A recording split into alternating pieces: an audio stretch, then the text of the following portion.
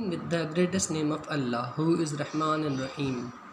Today we are going to make video number 32 of class 3 maths, which is about writing the number names or spells.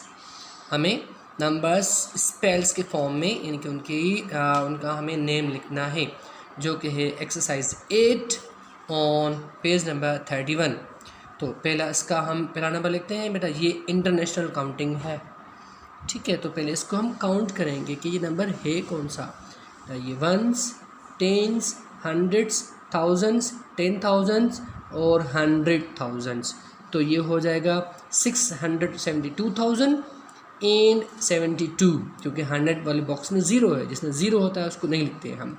तो इसकी spell या number name क्या हो जाएगा बेटा? ये हो जाएगा 672,000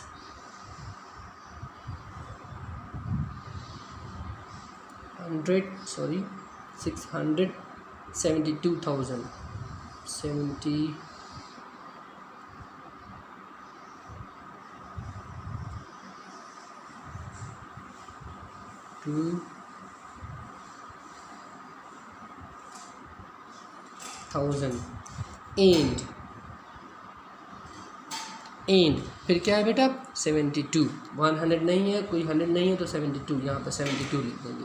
तो ये हो जाएगा बेटा 72।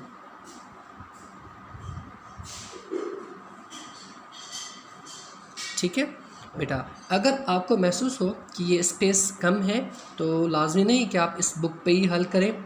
अगर आप राइटिंग छोटी करके लिख रहे हैं तो भी ठीक है, या आप अगर रफ़ पेज पर हल करके भेजते हैं तो भी ठीक है।